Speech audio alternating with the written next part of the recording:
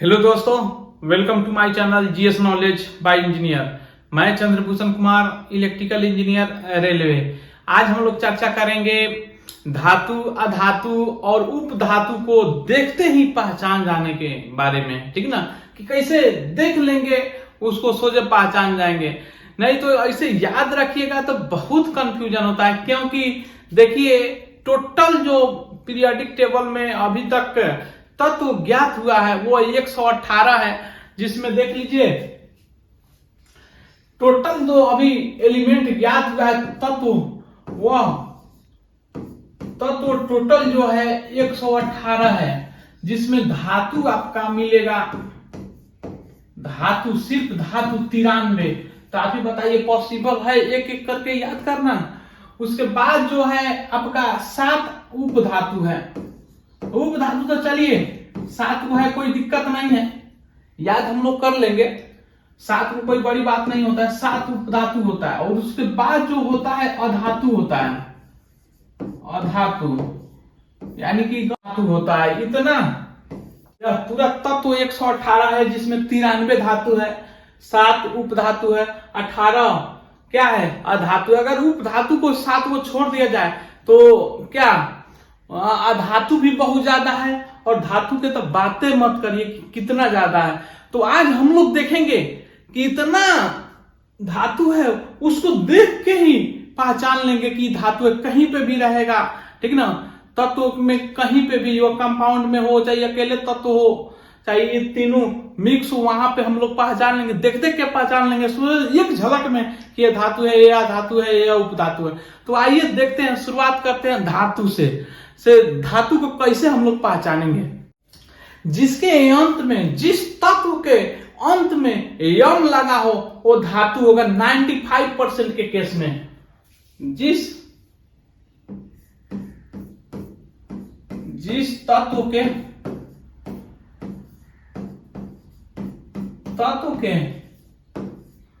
अंत में यम लगा हो तो वो क्या हो जाएगा, धातु हो जाएगा, धातु मेटल। ठीक ना। तो अब देख लेंगे सोचन कि यम लगा है लास्ट में, वो धातु होगा। ये 95% के केस पे लागू होता है। ठीक है ना। तो अभी हम चर्चा करेंगे, बताएंगे आपको, एक एक करके बताएंगे। जैसे इसको देखिए, आपको दिख रहा होगा कि ये क्या है, धातु है लिथियम। लास्ट में क्या लगा है, देखिए यहां पे लास्ट में लिथियम का, आप बढ़िया से देख सकते हैं लिथियम है। ठीक ना। लिथियम का एटॉमिक नंबर 3 होता है, जो देख सकते हैं कि लास्ट में क्या लगा है, यहां पे यम लगा है। लिथियम के लास्ट में क्या लगा है, यम लगा है। बेरिलियम के लास्ट में यम लगा है। सोडियम के लास्ट में यम लगा है। मैग्नीशियम के लास्ट में यम लगा है। ठीक ना।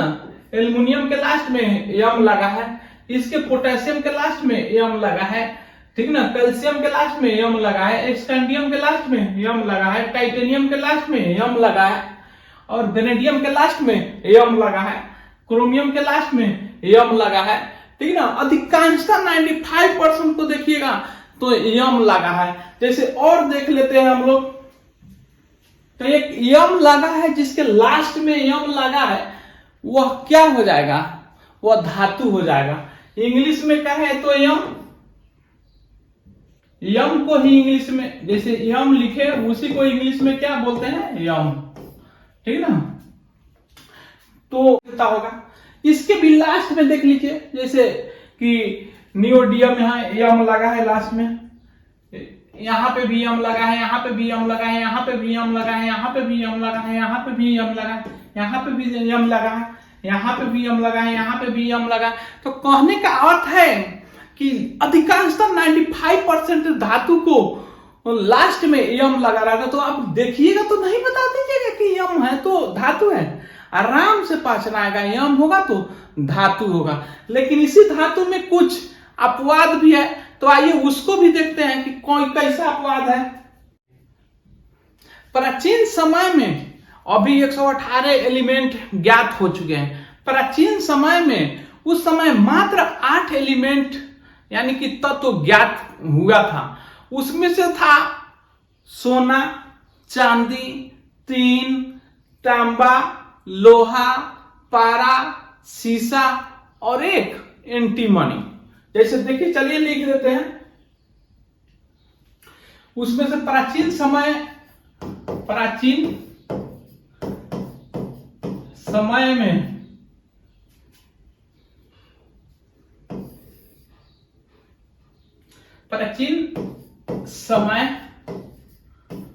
में ज्ञात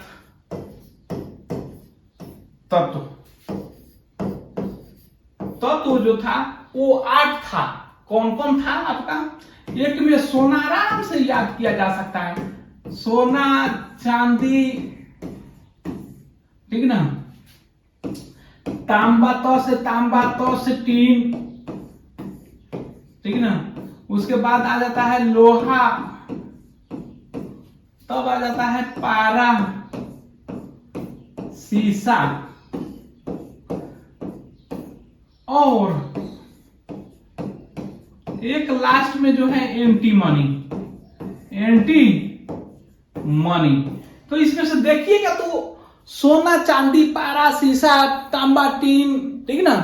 इसमें से 7 को देखिएगा तो क्या हो जाएगा आपका? यति हो जाएगा, धातु हो जाएगा। टोटल प्राचीन समय में ज्ञात तत्व जो है 8 है। तत्व कितना है? 8 है। उसमें से धातु है आपका 7, ठीक ना। उपधातु है आपका एकमात्र एंटीमनी।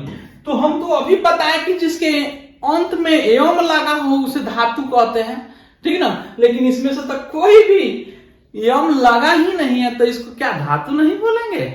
धातु बोलेंगे। लेकिन यही बोले हैं कि यही अपवाद में है, तो सोचे प्राचीन समय के नाम पे याद रख लेंगे। या अदर क्वेश्चन में एग्जाम में पूछा भी जाता है कि प्राचीन समय में ज्ञात धातु कौन है। इसमें ऑप्शन में दे देता है, यम वाला दे देता है और इसमें से कोई दे देता है, या 3 वही दे देगा। पूछेगा कि कौन प्राचीन समय का ज्ञात धातु नहीं है, तो जिसमें यम लगा हो प्राचीन समय का ज्ञात धातु नहीं होता है।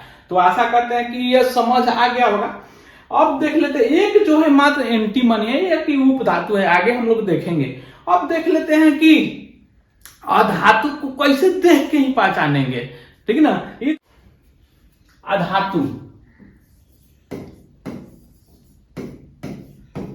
अधातु की पहचान,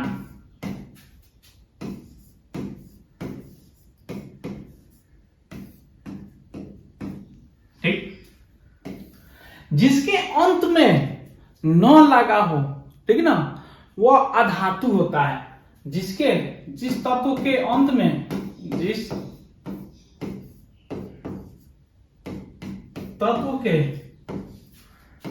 में क्या लगा हो? अंत में न लगा हो। न एन बोले या इसी को एन ही बोल देता है, ठीक ना। ऑब्लिक न हिंदी में, ठीक ना। या कभी कभी रस भी, लेकिन वो ज्यादा नहीं होता, दुख होता है, जैसे सल्फर और फास्फोरस का। न लगा हो तो वो क्या हो जाएगा? अधातु हो जाएगा। अधातु बात है समझ में? तो सोचे देखेंगे न या एन, या एन लास्ट में एन देखेंगे, या क्या देखेंगे? न, तो वो अधातु बोल देंगे। बात आया समझ में? जैसे एग्जांपल से देख लीजिए, क्या है लास्ट में? यहां पे भी देखिए न लगा हो, एन लगा है, ठीक ना। एन यानी कि नौ पढ़ते हैं, इसको नौ पढ़ते हैं हिंदी में। यहाँ पे भी एन लगा है, यहाँ पे भी एन लगा है, यानी कि नौ। यहाँ पे भी नौ, यहाँ पे भी नौ, यहाँ पे भी नौ, यहाँ पे भी नौ। तो इसको देख के हम लोग नहीं पहचान जाएंगे कि क्या ब्रोमीन से क्या है? धातु है, अधातु है कि उपधातु है? सोचे कह देंगे धातु है, अधातु है। उसी प्रकार से क्रिप्टन अधातु है, नौ लगा है, अधातु है। आयोडीन नौ लगा है, अधातु है, एन लगा है, नौ या एन, ठीक ना। उसका जेनॉन एन लगा है, नौ लगा है, वो अधातु है। स्टैटिन, ठीक ना। ये रेडॉन नौ लगा है, अधातु है। उसी प्रकार से आगे भी देख लेते हैं। यहां पे देख लीजिए, हाइड्रोजन में भी नौ लगा है, एन लगा है, वो हो जाएगा। कार्बन में भी हीलियम नहीं होता है, हीलियम या फ्लो नहीं करता है, ठीक ना। फिर भी यह अधातु है, बताया समझ में?